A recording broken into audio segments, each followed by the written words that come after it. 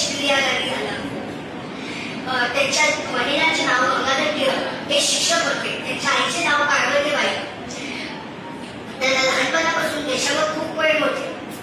BA पूर्ण झाल्यावर त्यांनी एका सरकारी कॉलेजमध्ये LLB केली.